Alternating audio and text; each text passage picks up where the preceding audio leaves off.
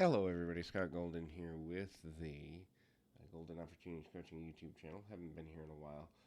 Actually, may have a upcoming move, and I don't know all the details about that, so it's kind of taking precedence. So if I disappear for a few weeks, that'll be why. But anyway, ADHD is our main focus today. We've got over 650 audios available. I think over 700 now available for your listening pleasure. And if you are looking for coaching, life, relationship, or business coaching, would love to be of service to you in 2021 and beyond. So if that's you, would love to be of service to you in that way. So today we're going to talk about ADHD and some of the challenges therein. If you're looking for coaching, though, please feel free to reach out at the About Me section of this YouTube page, or also on Twitter at PO Perception. Either way will get you where you need to be. ADHD hyperfocus is a major challenge. Hyperfocus is being focused on one thing to the exclusion of all other things, almost being in a zone to the point of not thinking about other things.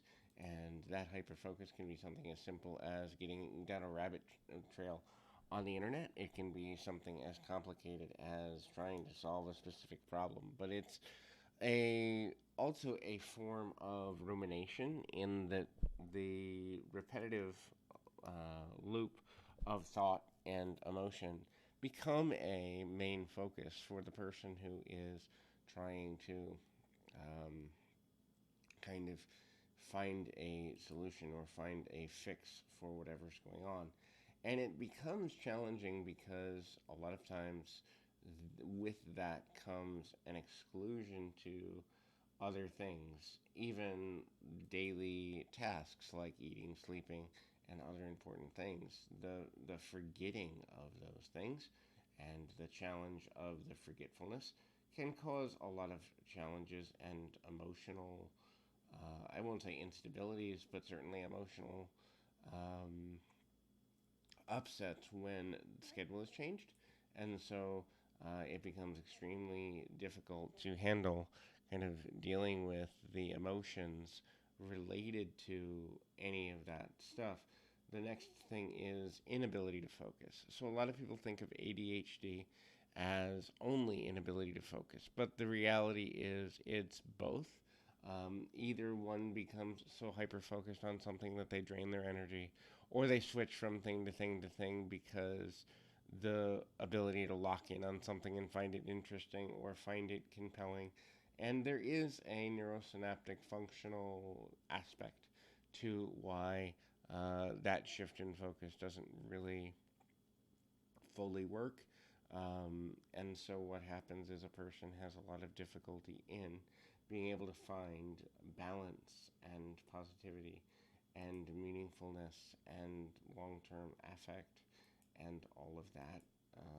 Unfortunately, people often have difficulty because by the time they realize they have that issue, they've lost a lot in their life, or they've been so impulsive, which is actually the next point of focus here, and that's impulsivity. Impulsivity as it relates to everything from sexuality to gambling to spending to having difficulty with conversations, having difficulty with, um, you know, um, how to proceed, having difficulty with what to do next, or having difficulty with linear thinking. All of these things can lead to impulsive behavior that has a long term effect, usually negative. Um, and it's not necessarily um, a good thing all the time, although learning to understand that impulsivity is an issue is important for the overall growth of the individual, and finding ways to manage impulsivity without becoming so negative towards oneself that, you know, self-hatred is there or self-loathing is there is also important.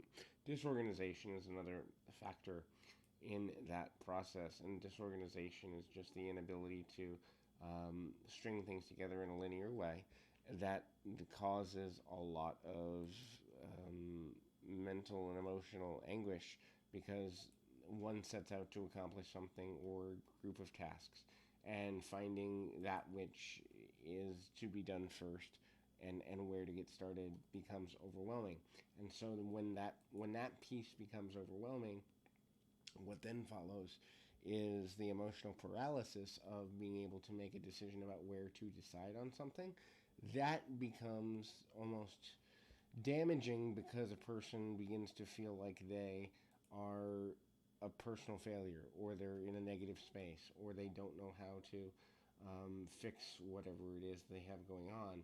And so then the paralysis also becomes, how does one fix themselves? How does one fix their view of themselves, and or make a intelligent enough decision to be able to get to a place where the decisions they're making are both linear and important enough to get to where a person wants to continue forward and kind of continue with the fight. So there's challenges in that regard too.